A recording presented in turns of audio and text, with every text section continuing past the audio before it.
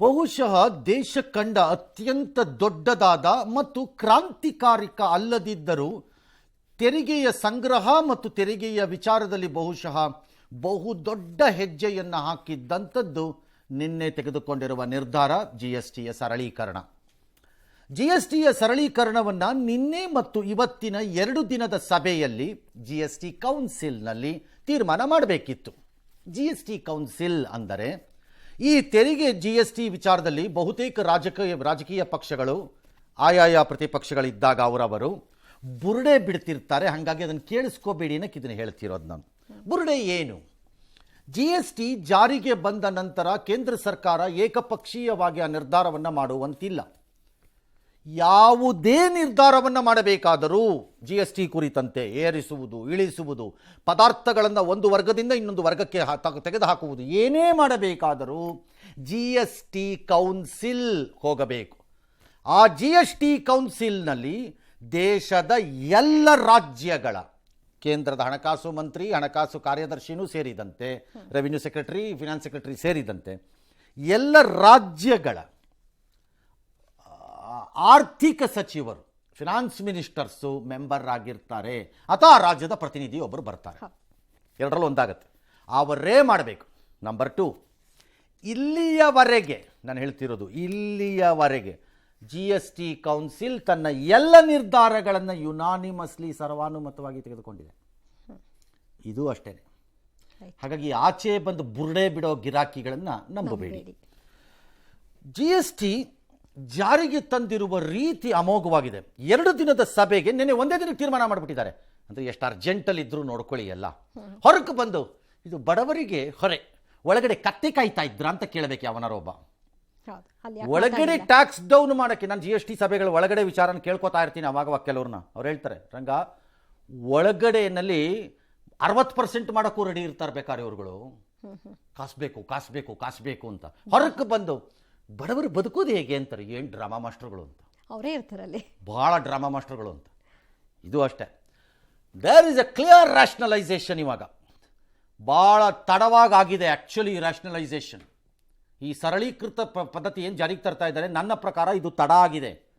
ಇದು 3.5-4 ವರ್ಷದ ಹಿಂದೆ ಆಗಬೇಕಾಗಿತ್ತು, 8 ವರ್ಷ ಆರಂಭದಲ್ಲೇ ಆಗಬೇಕಾಗಿತ್ತು ಅಂತ ಕೆಲವರು ವಾದ. ಇಟ್ಸ್ ಓಕೆ, ನಮ್ಮ ದೇಶಕ್ಕೆ ಹೊಸದಿತ್ತು ಇದು. ಮತ್ತು ಭಾಳ ಗೋಜಲಿನ ದೇಶದಲ್ಲಿ ಹೆಂಗೋ ತಂದಿದ್ರು 4 ಸ್ಲ್ಯಾಬಲ್ಲಿ 5, 12, 18, 28 ತಂದಿದ್ರು. ಅದೇ ರಾಂಗ್ ಇತ್ತು. ಜನರಲಿ 1 ಸ್ಲ್ಯಾಬಲ್ಲಿ ಇರ್ತಾರೆ ಎಲ್ಲ ದೇಶಗಳು, ಒಂದರಲ್ಲೇ ಇರ್ತಾರೆ.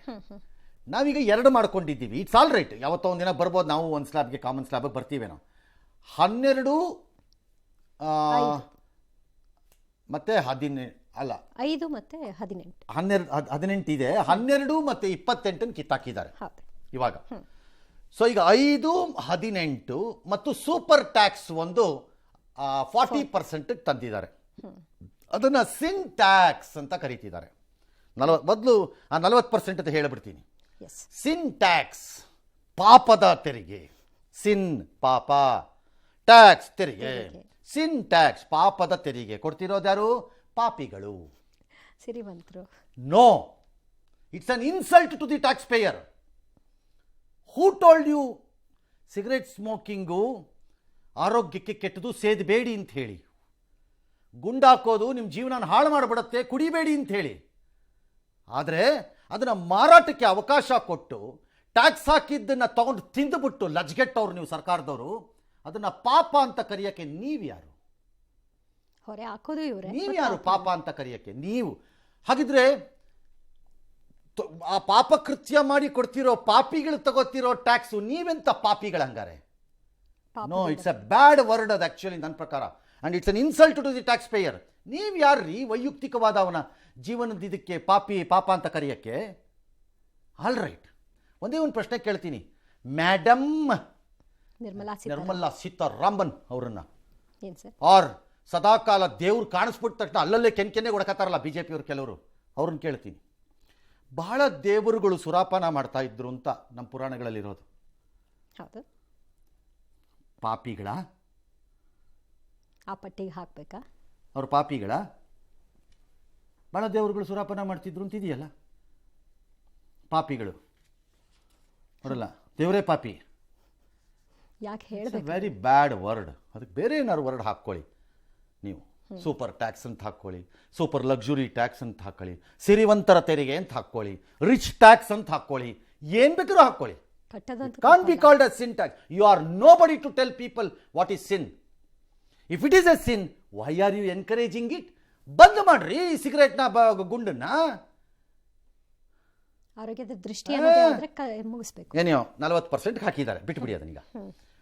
40% ಟ್ಯಾಕ್ಸ್ ಹಾಕಿದ್ದಾರೆ. ಜೀನಿ ಸ್ಲಿಮ್ ರೆಫರ್ ಮಾಡ್ಬೇಕಾದ್ರೆ ಕಾರಣ ಏನಂದ್ರೆ ವೇಟ್ ಲಾಸ್ ಸಲುವಾಗಿ ನನ್ ಬಾಳ ಜನ ಕೇಳಿದ್ರು. ಫಸ್ಟ್ ನಾನ್ ತಗೊಂಡು ನನಗೆ ರಿಸಲ್ಟ್ ಬಂದ್ಮೇಲೆ ಆಮೇಲೆ ನಾನು ಜೀನಿ ಸ್ಲಿಮ್ ಇನ್ನೊಬ್ಬರಿಗೆ ಪ್ರಿಪೇರ್ ಮಾಡಿದ್. ಸುಸ್ತಾಗೋದು ಕಡಿಮೆ ಆಯ್ತು, ವೀಕ್ನೆಸ್ ಅದು ಏನೂ ಇಲ್ಲ, ಪೂರಾ ಹೆಲ್ದಿ ಅದೇನೆ. ವೇಟ್ ಜಾಸ್ತಿ ಇರೋರಲ್ಲಿ ಏನೇ ಡೌಟ್ ಇಲ್ಲದೆ 100% ಬಳಸಬಹುದು. ಪ್ರತಿದಿನ ನಮ್ಮ ಜೀನಿ ಸ್ಲಿಮ್ ನ ಯೂಸ್ ಮಾಡಿ ಯಾವುದೇ ಸೈಡ್ ಎಫೆಕ್ಟ್ ಇಲ್ದಂಗೆ ನೀವು ಸಣ್ಣ ಆಗ್ತೀರಾ. ಈಗ ನೆಲೆ 10 ಗಂಟೆವರೆಗೂ ಆಯಿತು, 22ನೇ ತಾರೀಕು ಬಂತು, ಈಗ 5:18 ಆಗಿದೆ. ಕೆಲವು ಟ್ಯಾಕ್ಸ್ಗಳದ್ದು ಹೀಗೀಗ ನಡೀತಾ ಇದೆ, ಹೀಗೀಗ ಹೋಗ್ತಾ ಇದೆ. ನೋಡೋಣ ಮುಂದೆ ಏನಾಗುತ್ತೆ. ಸೀತಾರಾಮನ್ ತಂಬಾಕು ಮೇಲೆ ಸುಂಕ ವಿಧಿಸ ನಾನು ಪರ್ಫೆಕ್ಟ್ಲಿ ಆಲ್ ರೈಟ್, ನೀವು 40% ಹಾಕ್ಕೊಳ್ಳಿ. ಕ್ಯಾಸಿನೋ ಮೇಲೆ ನೀವು 40% ಹಾಕಿದ್ರೆ ಯಾವನ್ರಿ ಬೇಡ ಅಂತ ನಿಮ್ಮನ್ನ. ಈ ಸ್ಪೀಟ್ ಮೇಲೆ 40% ಹಾಕಿದ್ರೆ ಯಾವನ್ರಿ ಬೇಡ ಅಂತಾನೆ. ಕುದುರೆ ಮೇಲೆ 40% ಹಾಕಿದ್ರೆ ಯಾವನ್ರಿ ಬೇಡ ಅಂತಾನೆ. ಗುಂಡು ಮೇಲೆ 40% ಹಾಕಿದ್ರೆ ಯಾವನಪ್ಪ ಬೇಡ. ಗುಂಡು ಮೇಲೆ ಇಲ್ವಲ್ಲ, ಗುಂಡು ರಾಜ್ಯ ಸರ್ಕಾರಗಳಿಗಿದೆ, ಅದು ಸ್ಟೇಟ್ಗೆ ಸೆಂಟ್ರಿಗೆ ಇಲ್ಲ. ಅದು IPLಗೆ ಹಾಕಿದ್ದಾರೆ 40%, ಇನ್ನೊಂದು 10% ಜಡಿಬೇಕಾಗಿತ್ತು ಹಿಡ್ಕೊಂಡು. ಅದಕ್ಕೂ ಟೀಕೆ ಇದೆ ಸರ್. ಏನು ಟೀಕೆ? ಯಾವನವನು ಟೀಕೆ ಮಾಡೋನು? ಯಾಕೆ ಪುಕ್ಕಟೆ ಮಾಡ್ಬಿಡ್ತೀವಿ ಯಾವನ ಕಾಸು ಹೊಡ್ಕೊಂಡು ಹೋಗೋಕ್ಕೆ? ಆಯ್ತಲ್ಲ, ಹಾಕಿ ಇನ್ನೂ 10% ಹಾಕ್ರಿ ಹೇಳ್ತೀನಿ. ಆದರೆ ಆ ಪದ ಸರಿ ಅಲ್ಲ ಅಂತ. ಸಿನ್ ಟ್ಯಾಕ್ಸ್ ರಾಂಗ್. ಅದು ಸಿನ್ ಅಲ್ಲ ರೈಟ್ ನನ್ನ ಪ್ರಕಾರ. ಸಿನ್ ಅನ್ನೋದಾದರೆ ಸರ್ಕಾರ ಅವಕಾಶ ಕೊಡಬೇಡಿ, ಬಂದ್ ಮಾಡಿಸಿ ಫ್ಯಾಕ್ಟ್ರಿಗಳನ್ನು. ನಿಜವಾಗ್ಲೂ ಪಾಪ ಅನಿಸ್ತು. ಹಾಕೋದು ಏನು ಬೇಕಾದ್ರೂ ಹಾಕ್ಕೊಳ್ಳಿ. ಸೊ ಈಗ ಚಿದಂಬರಂ ಕೂಡ ಸುಧಾರಣೆ 8 ವರ್ಷ ತಡವಾಗಿ ಜಾರಿ ಇದೆ. 8 ವರ್ಷ ಎಲ್ಲ ತಡವಾಗಿ ಆಗಿಲ್ಲ, ಸುಮ್ಮನೆ ಬುರುಡ ಬಿಡೋ ಗ್ಯಾಂಗಲ್ಲಿ ಇವರು ಒಬ್ಬರು ಗ್ಯಾಂಗ್ಸ್ಟರು. ಚಿದಂಬರಂ ಕಳೆದಿದ್ದು ಏನೇನು ಫೈನಾನ್ಸ್ ಮಿನಿಸ್ಟರ್ ಆಗಿಂತ ಎಲ್ಲವನಿಗೂ ಗೊತ್ತಿದೆ. ಸುಮ್ಮನೆ ಇನ್ನೊಬ್ಬರನ್ನ ಮಾತಾಡೋದ್ರಲ್ಲಿ ಎಕ್ಸ್ಪರ್ಟ್ಗಳು ಇವರೆಲ್ಲ ಕೂತ್ಕೊಂಡು. ಅಲ್ಲೆಲ್ಲೋ ಪ್ರಿಯಾಂಕ್ ಖರ್ಗೆ ಮಾತಾಡಿದ್ದಾರೆ, ಮುಂದೆ ಎಲ್ಲ ಬರುತ್ತದು. ಹಾಗೆ ಇವ್ರು ಕಡ್ದಿರೋದು ಏನೇನು ಅಂತ ಎಲ್ಲವನಿಗೂ ಗೊತ್ತಿದೆ. ಇಂಡಿಯಾ ಈಸ್ ಎ ಗೋಜಲಿನ ಗೂಡು ಟ್ಯಾಕ್ಸೇಷನಲ್ಲಿ. 1,00,000 ಟ್ಯಾಕ್ಸ್ಗಳು, ಅಲ್ಲೊಂದು ಟ್ಯಾಕ್ಸು, ಇಲ್ಲೊಂದು ಟ್ಯಾಕ್ಸು, ಅವ್ನ ಟ್ಯಾಕ್ಸು, ಇವ್ನ ಟ್ಯಾಕ್ಸ್ ಅಂದ್ಕೊಂಡು ಹೆಂಗ ಮಾಡಿ ಒಂದಕ್ಕೆ ತಂದಿದ್ದಾರೆ. ಈಗಲೂ ಮೋಸ ಮಾಡ್ತಿದ್ದೀರಿ, ಕೆಲವು ಸೆಸ್ಗಳನ್ನು ವಾಪಸ್ ತರ್ತಾ ಇದ್ದೀರಿ. ನಿಮ್ಮಂಥ ದಗಾಕೋರ್ರು ಇನ್ನೊಬ್ಬರಿಲ್ಲ. ಆ ಸೆಸ್ಗಳನ್ನೆಲ್ಲ ಮುಂದುವರಿಸ್ಕೊಂಡು ಸ್ಟಾರ್ಟ್ ಮಾಡಿದ್ರೆ ನೀವು GST ಬಂದಿದ್ದೆ ಸೆಸ್ ಇರಲ್ಲ ಅನ್ನೋ ವಾದದ ಮೇಲೆ ಸೆಸ್ಸು ತರ್ತಾ ಇದ್ದೀರಿ ಕೆಲವೆಲ್ಲ.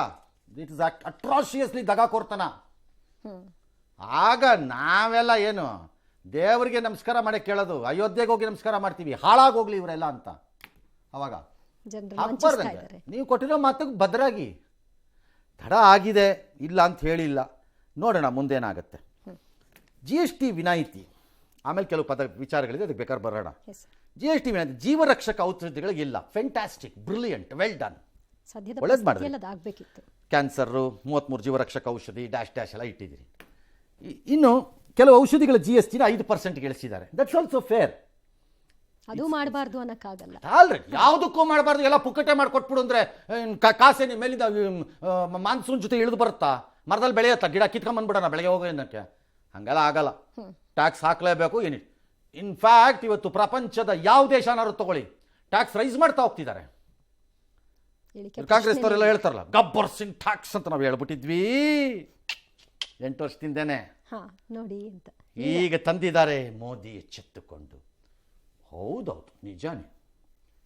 ನಿಮ್ದೇನು ಕರ್ನಾಟಕದಲ್ಲಿ ಕಾಂಗ್ರೆಸ್ನವ್ರದ್ದು ಕಾಲಿಯಾ ಟ್ಯಾಕ್ಸಾ? ಗಬ್ಬರ್ ಸಿಂಗ್ ಟ್ಯಾಕ್ಸ್ ಆದರೆ ಅದೇ ಫಿಲಮ್ದು ಇನ್ನೊಂದು ಕ್ಯಾರೆಕ್ಟರ್ ತಗೊಳ್ಳ, ನಿಮ್ದೇನು ಕಾಲಿಯಾ ಟ್ಯಾಕ್ಸ್. ಕಂಡಿದ್ದಕ್ಕೆಲ್ಲ ಮಾನ ಮರ್ಯಾದೆ ಲಜ್ಗೆಟ್ ಅವರು ರೇಟ್ ಟ್ಯಾಕ್ಸ್ ರೈಸ್ ಮಾಡ್ಕೊಂಡು ಬಂದ್ರಲ್ಲ ನೀವು ಕಾಂಗ್ರೆಸ್ ಸರ್ಕಾರವರಿಗೆ 2.5 ವರ್ಷದಲ್ಲಿ. ಅದನ್ನು ಯಾವ ಟ್ಯಾಕ್ಸ್ ಅಂತ ಕರೆಯೋಣ? ಅದು ಜನರಿಗೆ ಹೊರಟಾಗಲ್ವಾ? ಅದಕ್ಕೆಲ್ಲ ಕಾರಣಗಳು ಕೊಟ್ಟು, ಅದಕ್ಕೆಲ್ಲ ಕಾರಣ. ಎಂಥ ಡೋಂಗಿಗಳು ಲೆಕ್ಕ ಹಾಕ್ಕೊಳ್ಳಿ. ಫಿನಾನ್ಸ್ ವಿಚಾರದಲ್ಲಿ ನೀವು ಹಲ್ಕಟ್ಟು ಕೆಲಸ ಮಾಡಿದ್ದೀರಿ ಕಾಂಗ್ರೆಸ್ ಸರ್ಕಾರ. ನನ್ನ ಪ್ರಕಾರದಲ್ಲಿ ನೀವು ಎಪ್ಸಿಲ್ವಾ ಎಲ್ಲನೂ? ಯಾವ್ದು ಎಪ್ಸಿಲ್ಲ ಹೇಳಿ ನೀವು? ಗ್ಯಾರಂಟಿ ಯಾವ ನಿಮ್ಗೆ ನಾನು ಹೇಳಿದ್ವಾ ಬಂದು ಗ್ಯಾರಂಟಿ ಕೊಡು ಅಂತಿಲ್ಲಿ ಮಾಡಿದ್ರಿ? ಎಲ್ಲ ಮಾಡಿದ್ರಿ. ಅದಲ್ಲ, ಅದು ಗಬ್ಬರ್ ಸಿಂಗ್ ಅಲ್ಲ, ಅದು ಗಬ್ಬರ್ ಸಿಂಗ್ ತಮ್ಮ ಅಣ್ಣ ಕಾಲಿಯಾ, ಅವನ ಟ್ಯಾಕ್ಸ್. ಸುಮ್ಮನೆ ಯಾಕೆ ಬುರ್ರ ಬಿಡ್ತೀರಿ ನಮ್ಮ ಹತ್ರ ಬಂದು? ಮಾಡೋದು ಅನಾಚಾರ. ಮನೆ ಮುಂದೆ ಬೃಂದಾವನ ಅಂತ ಪೋಸ್ಟ್ ಕೊಡ್ತೀರಿ ಬಂದು. ಆಲ್ ರೈಟ್, ಈ ಟ್ಯಾಕ್ಸು ಡೌನ್ ಆಗಿದ್ದು ಇಳಿಲೇಬೇಕು. ಅಗತ್ಯ ವಸ್ತುಗಳ ಬೆಲೆ ಇಳಿಬೇಕು ಅನ್ನೋದು ನಮ್ಮೆಲ್ಲರ ನಿರೀಕ್ಷೆ. ಆದರೆ ಆ ಇಳಿಸುವಂತಹ ಕೆಲಸವನ್ನು ಸರ್ಕಾರ ಮಾಡಬೇಕು. ಸಾಮಾನ್ಯವಾಗಿ ಉತ್ಪಾದಕರು ಇದನ್ನು ಟ್ರಾನ್ಸ್ಫರ್ ಮಾಡಲ್ಲ ಜನಕ್ಕೆ.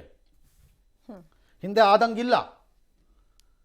ಬ್ಯಾಂಕ್ ಅವರು ರೆಪೋ ರೇಟನ್ನ RBI ಕಟ್ ಮಾಡಿದ್ರೆ ಬ್ಯಾಂಕ್ ಅವರು ಟ್ರಾನ್ಸ್ಫರ್ ಮಾಡಲ್ಲ. ಎಷ್ಟೋ ಸರಿ ಬಡ್ಕೋಬೇಕು, ಅವ್ರು ಕಾಲಿಗೆ ಬೀಳಬೇಕು, ನಾವು ಎಂಜಲ್ ನೀರು ಕುಡಿಬೇಕು ಅವ್ರದ್ದು. ನಮ್ಮ ದುಡ್ಡಲ್ಲೇ ಸಂಬಳ ತಗೋತಾರೆ, ಆದರೆ ನಮ್ಮನ್ನೇ ಬಂದು ಬಾಯಿ ಬಂದಂಗೆ ಬೈತಾರೆ. ಕೇವಲವಾಗಿ ನೋಡ್ತಾರೆ. ಹಾಂ, ಹಾಗಾಗಿ ಇದರಲ್ಲಿ ಯಾವ ಟ್ಯಾಕ್ಸ್ ರಿಫಾರ್ಮಲ್ಲಿ ಕಡಿಮೆ ಆಗಿದೆ ಅದು ಜನರಿಗೆ ಟ್ರಾನ್ಸ್ಫರ್ ಆಗಬೇಕು. ಆಗ ಈ ಟ್ಯಾಕ್ಸಿನ ರ್ಯಾಷನಲೈಸೇಷನಿನ ನಿಜ ಅರ್ಥ ಸಾಕಾರಗೊಳ್ಳುತ್ತೆ. ಇಲ್ಲದ್ರೆ ಇದೊಂದು ಬೋಗಸ್ಸು, ಉತ್ಪಾದಕರಿಗೆ ಲಾಭ ಮಾಡಿಕೊಡೋಕ್ಕೆ ಕಡಿಮೆ ಮಾಡಿರೋದು ಅಂತ ನಾನು ಯಾಕೆ ಕೇಳಬಾರ್ದು ಮೋದಿಗೆ ಆರ್ ನಿರ್ಮಲಾ ಸೀತಾರಾಮನ್ಗೆ? ನಾವು ಯಾಕೆ ಕೇಳಬಾರ್ದು ಅದನ್ನು? ನಿಜವಾದ ಉದ್ದೇಶ ಈಡೇರಬೇಕು. ನಿಜವಾದ ಉದ್ದೇಶ ಈಡೇರಬೇಕು ಅಂದರೆ ಇಳಿಬೇಕು. ಸಾಮಾನ್ಯ ಯಾವುದು? ವೈಯಕ್ತಿಕ ಜೀವ ವಿಮೆಗೆ ರಿಯಾಯಿತಿ, ಇಂಡಿವಿಜುವಲ್ ಪಾಲಿಸಿ. ಫ್ಯಾಂಟಾಸ್ಟಿಕ್. 18% ಇತ್ತು, ತೆಗೆದಿದ್ದಾರೆ. Very good, simply beautiful. But common sense ಅನ್ನೋದು ಯಾವನ್ಗಾರು ಬೇಕಿತ್ತಲ್ವಾ? ಕೌನ್ಸಿಲಲ್ಲಾಗಲಿ ಯಾರಿಗಾರು ಫಿನಾನ್ಸ್ ಮಿನಿಸ್ಟ್ರಿನಲ್ಲಿ ಅಲ್ರಿ. ಜೀವ ವಿಮೆನ ಗ್ರೂಪ್ಗೂ ಮತ್ತು ಕಾರ್ಪೊರೇಟ್ಗೂ ಕೊಟ್ಟಿದ್ದಿದ್ರೆ ನಿಮ್ಮ ತಾತನ ಮನೆ ಗಂಟೆನ ಹೋಗ್ತಿತ್ತು. ನೀವೇನು ಕಳ್ಕತ್ತೀರಿ? ಇಂಡಿವಿಜುವಲಿ ಸರ್ಕಾರದ ಮೇಲೆ ಪ್ರೆಷರ್ ಡೌನ್ ಆಗಲ್ವೇನ್ರಿ? ಇನ್ಶೂರೆನ್ಸ್ ಕಂಪನಿನವ್ರು ಪೇ ಮಾಡ್ಕೊಳ್ಳಲ್ವಾ? ಹೌದು, ಅದಾಗ್ತಿತ್ತು. ಎನ್ಕರೇಜ್ ಮಾಡಬೇಕಲ್ವಾ ಇನ್ಶೂರೆನ್ಸಿನ ಪ್ರಾಕ್ಟೀಸನ್ನ, ಡಿಸ್ಕರೇಜ್ ಮಾಡೋದಲ್ಲ. ಆ ಕಡೆ ಗಮನ ಕೊಡಬೇಕಿತ್ತು. ನನ್ನ ಪ್ರಕಾರ ಕಾರ್ಪೊರೇಟ್ಗೂ ಮತ್ತು ಗ್ರೂಪ್ ಇನ್ಶೂರೆನ್ಸ್ಗೂ ಕೊಡಬೇಕಿತ್ತು. ಇದನ್ನು ಯಾರು ಅಲ್ಲಿ ಪ್ರಸ್ತಾಪನೆ ಮಾಡಲ್ವಲ್ಲ. ಏನಪ್ಪ, ಲೇಖನ ಸಾಮಗ್ರಿಗಳು ಕೊಟ್ಟಿದ್ದಾರೆ, ಆರೋಗ್ಯ ವಿಮೆಗೆ GST ರಿಯಾಯಿತಿ ಕೊಟ್ಟಿದ್ದಾರೆ. ಓಕೆ, ಈಗ 12ರಿಂದ 5ಕ್ಕೆ ಬಂದಿರೋದನ್ನು ಕ್ವಿಕ್ ಆಗಿ ನೋಡ್ಬೇಡ. ಟ್ರ್ಯಾಕ್ಟ್ರು, ಹನಿ ನೀರಾವರಿ, ಸ್ಪ್ರಿಂಕ್ಲರ್ಸು, ರಸಗೊಬ್ಬರ ಇದಕ್ಕೆಲ್ಲ ತಂದಿದ್ದಾರೆ. ಎಗೈನ್ ಟ್ರಾನ್ಸ್ಫರ್ ಆಗಬೇಕು. ರಫ್ಲಿ 8% ಇಳಿತಾ ಇದೆ, 7% ಟ್ರಾನ್ಸ್ಫರ್ ಆಗಬೇಕಿದು. ಟ್ರಾನ್ಸ್ಫರ್ ಆಗದೇ ಇದ್ದರೆ ಪ್ರಯೋಜನ ಇಲ್ಲ ಈ ಟ್ಯಾಕ್ಸಿನ ರಿಫಾರ್ಮು. ಅಲ್ಟಿಮೇಟ್ಲಿ ಈ ಟ್ಯಾಕ್ಸ್ ರಿಫಾರ್ಮು ಇನ್ನೊಂದು ಲೆವೆಲ್ಗೆ ಹೋಗಬೇಕು. ಸಿಂಗಲ್ ಸ್ಲ್ಯಾಬಿಗೆ ಬರಬೇಕು ಯಾವತ್ತೋ ಒಂದಿನ, ಅದು ಬೇರೆ ವಿಚಾರ ಸದ್ಯಕ್ಕೆ. ಹಾಂ, ಇನ್ನು ಟ್ರ್ಯಾಕ್ಟ್ರು, ಟೈರ್ಗಳು, ಬಿಡಿ ಭಾಗಗಳು ಅದಕ್ಕೆಲ್ಲ ಮಾಡಿದ್ದಾರೆ, ಒಳ್ಳೆಯದಾಯಿತು. ಆಟೋಮೊಬೈಲ್ನಲ್ಲಿ petrol, LPG, CNG car 1200 cc ಅದಕ್ಕೆಲ್ಲ 28ರಿಂದ 18ಕ್ಕೆ ತಂದಿದ್ದಾರೆ. ಡೀಸೆಲ್ ಕಾರ್ಗಳು ಇದನ್ನೆಲ್ಲನೂ ಅದನ್ನು ಎಲ್ಲ ತಂದಿದ್ದಾರೆ ಕೆಲವೆಲ್ಲ. ಅದೇನೋ 40 ಲಕ್ಷ ಮೇಲ್ಪಟ್ಟ ಕಾರ್ಗಳಿಗೇನೋ ಅದಕ್ಕೆ ಜಾಸ್ತಿ ಸರ್, 40%. ಹಾಂ, ಅದು ಲಕ್ಸುರಿ ಅಂತೆಲ್ಲ ಮಾಡಿದ್ದಾರೆ. ಅದನ್ನು ಭಾಳ ಜನ ಕಾಸ್ಟ್ಲಿ ಆಯಿತು, ನಮಗೆ ಟ್ಯಾಕ್ಸ್ ಜಾಸ್ತಿ ಬಿದ್ದುಬಿಡ್ತು, ನಮ್ಮನ್ನು ಸೂಪರ್ ಟ್ಯಾಕ್ಸ್ಗೆ ಹಾಕ್ಬಿಟ್ರು, 40%ಗೆ ಹಾಕಿದ್ರಿಂದ ಅದೇನು ಸೀನ್ನಾ? ಹಾಗಾದರೆ ಹೆಂಗಾಗತ್ತೆ?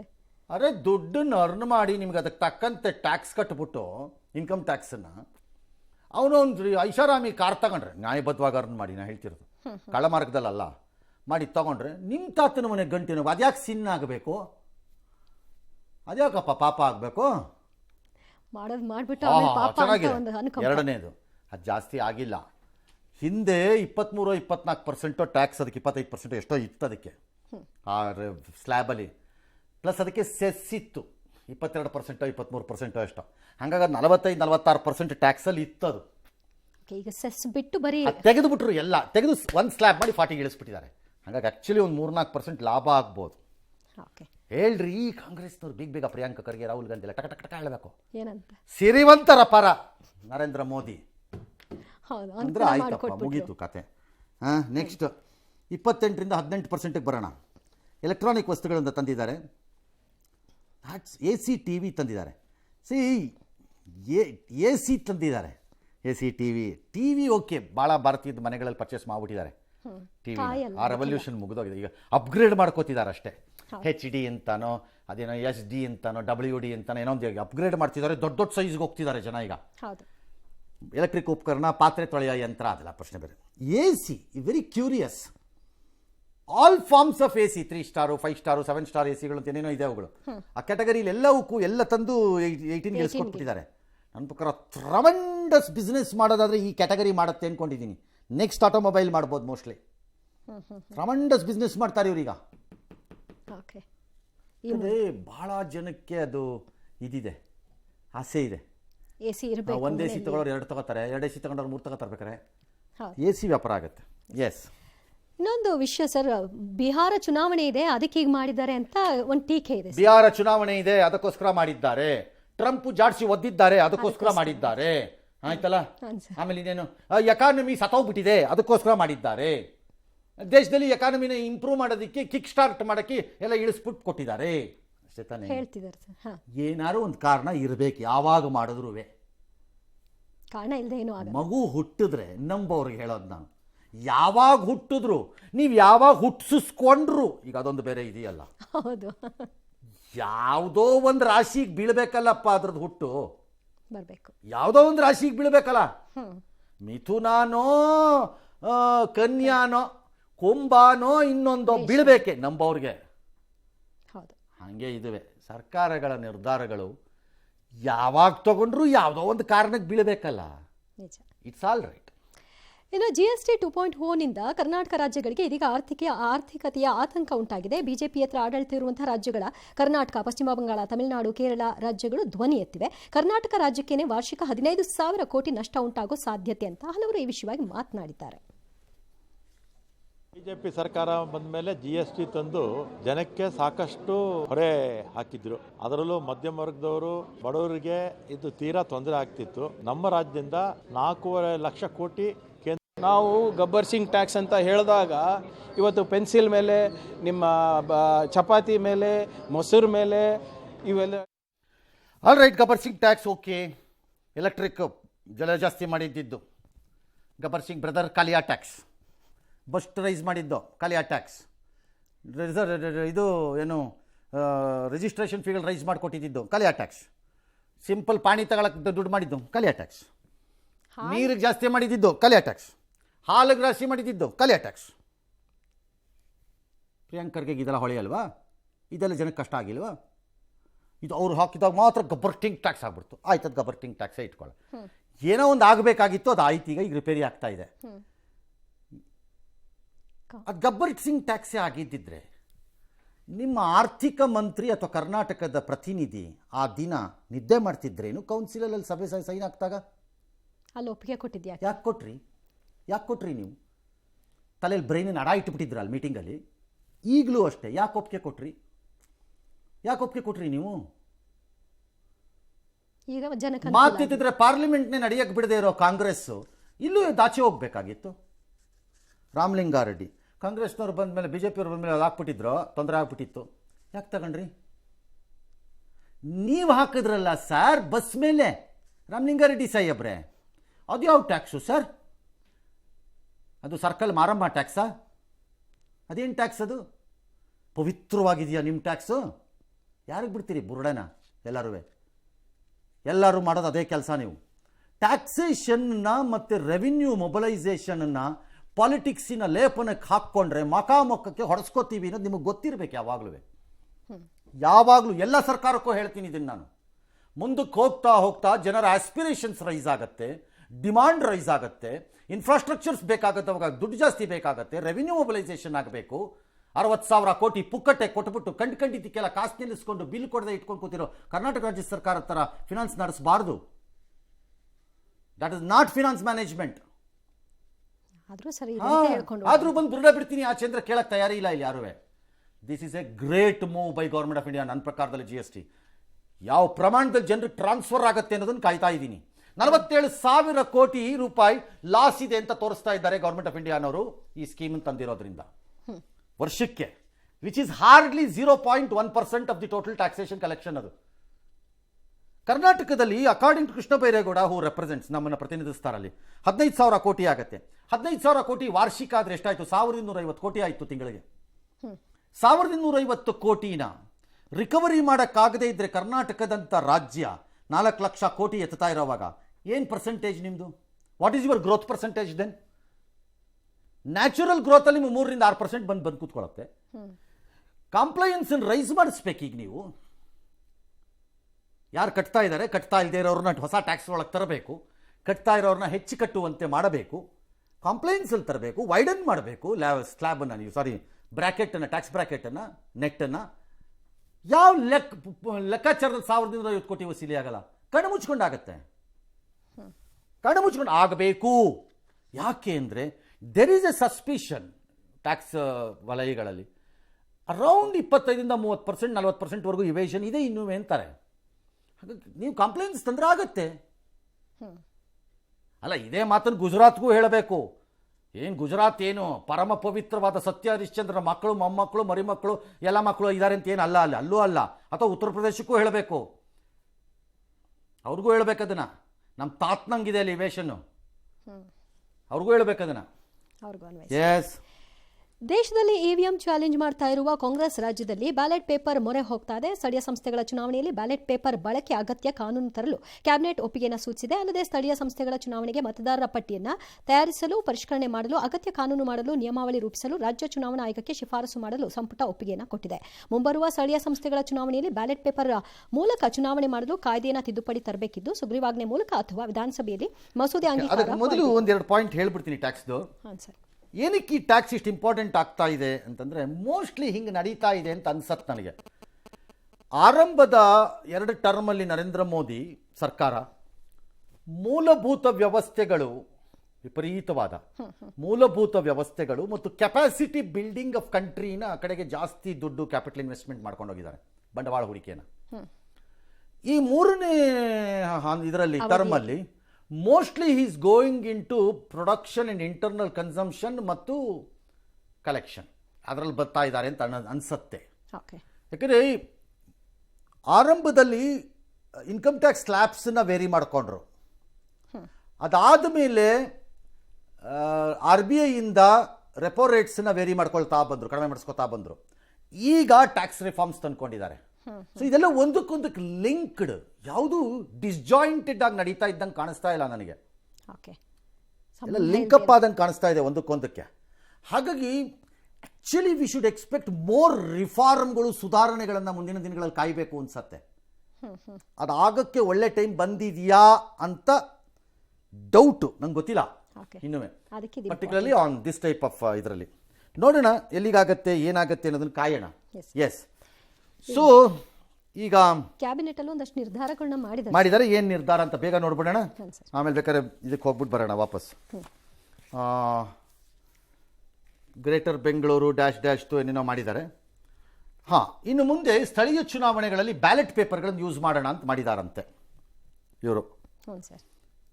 ಅಸೆಂಬ್ಲಿ ಮತ್ತು ಪಾರ್ಲಿಮೆಂಟಿನ ಚುನಾವಣೆಯಲ್ಲಿ ಇವ್ರಿಗೆ ಮಾಡೋಕ್ಕೆ ಬರಲ್ಲ, ಬಿಕಾಸ್ ಇವ್ರ ವ್ಯಾಪ್ತಿಯಲ್ಲಿ ಇಲ್ಲ.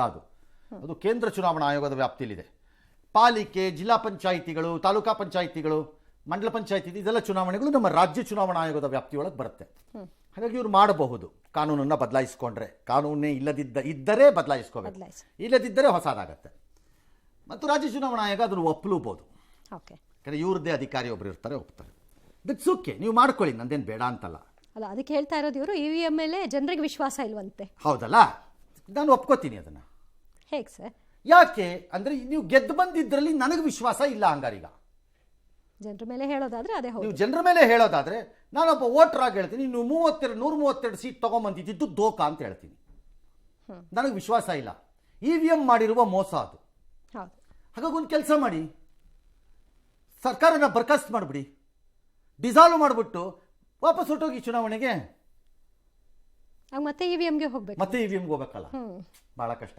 ಬ್ಯಾಲೆಟ್ ಆಗಲ್ವಲ್ಲ, ಬಹಳ ಕಷ್ಟ ಅದು, ಬ್ಯಾಲೆಟ್ ಆಗಲ್ಲ ಅಲ್ಲ. ಹೌದು ಸರ್. ಸೊ ಹಾಗಾದ್ರೆ ಈಗ ಎಲ್ಲೆಲ್ಲಿ ಬ್ಯಾಲೆಟ್ ಪೇಪರಲ್ಲಿ ನಾಳೆ ಬೇರೆ ಪಾರ್ಟಿಗಳು ಗೆಲ್ತಾರೆ, ಅದೆಲ್ಲ ಮೋಸ. ಅದನ್ನು ನಂಬಂಗಿಲ್ಲ. ಯಾಕೆ ಇವೆಲ್ಲ? ಬ್ಯಾಲೆಟ್ ಹೋಗಿ ಗೆದ್ದಾಗ ಮಜಾ ನೋಡ್ತೀನಿ, ಸೋತಾಗ ತೆಗೆಲ್ಕೊಂಡು ಓಡಾಡ್ತೀನಿ ಅನ್ನೋ ಡೋಂಗಿ ತನ ಜನ ಗಮನಿಸ್ತಾರೆ. ಇವೆಲ್ಲ ಡಬಲ್ ಸ್ಟ್ಯಾಂಡ್ ನೀವು ಗಮನಿಸಲ್ಲ ಅನ್ಕೋತೀರಿ. ನೀವು ಯಾರನ್ನೋ ಮೆಚ್ಚಕ್ಕೆ ಮಾಡೋದಿವೆಲ್ಲ. ಏನು ಗೊತ್ತಾಗಲ್ವಾ DK ಶಿವಕುಮಾರ್ಗೂ ಸಿದ್ದರಾಮಯ್ಯವ್ರಿಗೂ ಯಾರನ್ನು ಮೆಚ್ಚಕ್ಕೆ ಇಬ್ಬರು ಕಾಂಪಿಟೇಷನ್ಗೆ ಇಳಿದಿದ್ದೀರಿ ಅಂತ? ಅದು ಈ ಕಳೆದ 5-6 ತಿಂಗಳಲ್ಲಂತೂ ನೀವಿಬ್ಬರು ಅದು ಏನು ಕಾಂಪಿಟೇಷನಲ್ಲಿ ಇದ್ದೀರೋ ಅವ್ರನ್ನ ಮೆಚ್ಚಕ್ಕೆ, ಅದೇನು ಕಾಂಪಿಟೇಷನಲ್ಲಿ ಇದ್ದೀರೋ ಇಬ್ಬರೂ. ಮೂಡಾ ಪ್ರಕರಣದಲ್ಲಿ CMಗೆ ಕುಟುಂಬಕ್ಕೆ ಕ್ಲೀನ್ ಚೀಟ್ ಅಂತೆ. ಅದು ಗೊತ್ತು. ಅದು ದೇಸಾಯಿ ಆಯೋಗದಲ್ಲ, ಲೀಗಲಿನೇ ಕ್ಲಿಯರ್ ಆಗಿ ಬಂದಿದೆ. ಇನ್ನು ದೇಸಾಯಿ ಆಯೋಗ ಹಿಡ್ಕೊಂಡು ಏನು ಮಾಡ್ತೀರಿ? ಆದರೆ ಅದನ್ನು ಎಸ್ಕೊಂಡು ಅಧಿಕಾರಿಗಳ ಮೇಲೆ ಕ್ರಮಕ್ಕೆ ಶಿಫಾರಸ್ಸಂತೆ. ಚೆನ್ನಾಗಿದೆ. ಅಧಿಕಾರಿಗಳೇ ನಡು ಬಗ್ಸಿ ಹೋಗ್ತಿರಲ್ಲ, ಹೋಗ್ರಪ್ಪ, ಬಗ್ಗಿ ಮೂಗನ್ನ ಮಣ್ಣಲ್ಲಿ ತೇಯ್ರಿ, ಹಂಗೆ ತೈಕೊಳ್ಳಿ ಮಣ್ಣಲ್ಲಿ.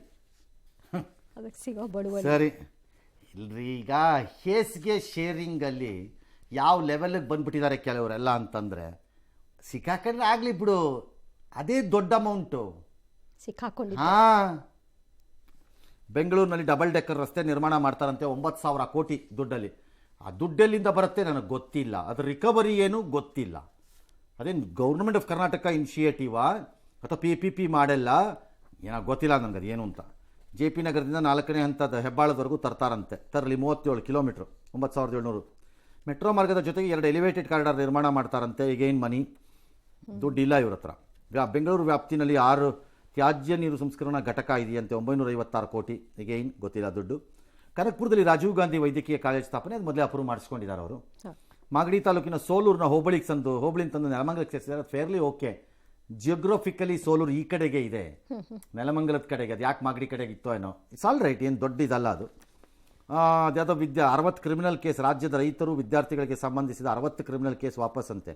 ಈ 60 ಕ್ರಿಮಿನಲ್ ಕೇಸ್ ಯಾವುದು ಅಂತ ನೀವು ಪಟ್ಟಿ ಬಿಡುಗಡೆ ಮಾಡಬೇಕು, ನಾವು ಅದನ್ನು ನೋಡಬೇಕು.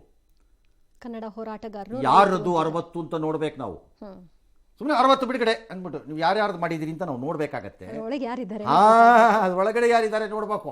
ಹೌದು. ಹಾಂ, ಸರ್ಕಾರಿ ಶಾಲಾ ಮಕ್ಕಳಿಗೆ ರಾಗಿ ಮಾಲ್ಟ್ ವಿತರಣೆ, ವೆರಿ ಗುಡ್ ಡಿಸಿಷನ್. 10ನೇ ತರಗತಿ ಮಕ್ಕಳಿಗೆ ವಾರಕ್ಕೆ 3 ದಿನಕ್ಕೆ ಬದಲು 5 ದಿನಕ್ಕೆ ವಿಸ್ತರಣೆ ಮಾಡ್ತಾರಂತೆ. That's also fair. Koppal, Badami, ಪುತ್ತೂರಿನಲ್ಲಿ ಕಾಂಗ್ರೆಸ್ ಭವನಕ್ಕೆ ನಿರ್ಮಾಣಕ್ಕೆ ಭೂಮಿ ಕೊಡ್ತಾ ಇದ್ದಾರಂತೆ. ಕಂದಾಯ ಇಲಾಖೆ, ಆಮೇಲೆ ಏನೋ ಸಿಂದಗಿ, ಹುಮ್ನಾಬಾದ್ ನಗರಸಭೆಯಾಗಿ ಮಾಡ್ತಾರಂತೆ, ಸವದತ್ತಿ ಎಲ್ಲ. That's okay. ಬಟ್ ಈ ಕೊಪ್ಪಳ, ಬಾದಾಮಿ, ಪುತ್ತೂರ್ದು ಕಾಂಗ್ರೆಸ್ ಭವನಕ್ಕೆ ನಿರ್ಮಾಣ ಕೊಡ್ತಿರೋದನ್ನ ಕಂದಾಯ ಇಲಾಖೆಯಿಂದ 2 ಸ್ಥಳೀಯ ಪ್ರಾಧಿಕಾರಗಳಿಂದಂತೆ. ಇದು ರಾಂಗ್ ಅಲ್ವಾ ಮಾನ್ಯ ಚೀಫ್ ಮಿನಿಸ್ಟ್ರೇ ಆರ್ ಡೆಪ್ಯೂಟಿ ಚೀಫ್ ಮಿನಿಸ್ಟ್ರು ನೀವು ಮಾಡ್ತಾ ಇರೋದು? ಯಾರ ಲೆಕ್ಕಾಚಾರದಲ್ಲಿ ನಿಮ್ಮ ಕಾಂಗ್ರೆಸ್ ಭವನ ಕಟ್ಟಕ್ಕೆ ಜಾಗ ತಗೋತಾ ಇದ್ದೀರಿ ನೀವು ಸರ್ಕಾರದಿಂದ? ಎಷ್ಟು ಸರಿ ಅದು? ಏನೋ ರಾಜ್ಯ ಮಟ್ಟದಲ್ಲಿ ನಿಮ್ಮ ಪಕ್ಷ ಕಟ್ಕೊಳಕ್ಕೆ ಸರಿಯಪ್ಪ, ಒಂದೊಂದು ಆಫೀಸ್ ಕಟ್ಕೋಬೇಕು, ಫೇರ್ ಏನಪ್ಪ ಅನ್ಸೋದು. ಇದು ಯಾವ ಲೆಕ್ಕಾಚಾರ ಇದು? ಯಾವ ಲೆಕ್ಕಾಚಾರದಲ್ಲಿ ತಗೋತಾ ಇದ್ದೀರಿ? ದಾನ ಮಾಡಿಸ್ಕೊಳ್ಳಿ, ಬೇಡ ಅನ್ನಲ್ಲ. ಅಥವಾ ನೀವು ಪರ್ಚೇಸ್ ಮಾಡ್ಕೊಳ್ಳಿ, ಬೇಡ ಅನ್ನಲ್ಲ.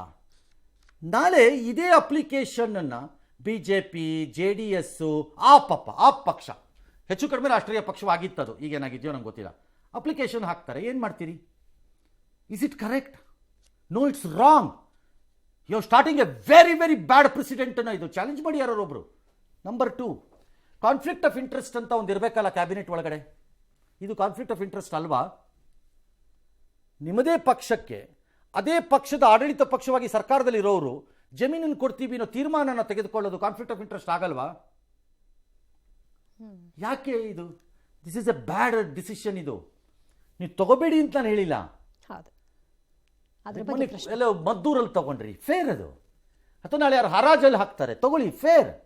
ಅಥವಾ ಯಾರು ದಾನವಾಗಿ ಕೊಡ್ತಾರೆ, ತಗೊಳ್ಳಿ, ಫೇರ್. ಅಥವಾ ನೀವು ಪಕ್ಷದವರೇ ಖರೀದಿ ಮಾಡ್ತೀರಿ, ತಗೊಳ್ಳಿ, ಫೇರ್. ಈ allocations wrong. It is not correct. ಅದಕ್ಕೆ ಅವಕಾಶ. ಎಸ್.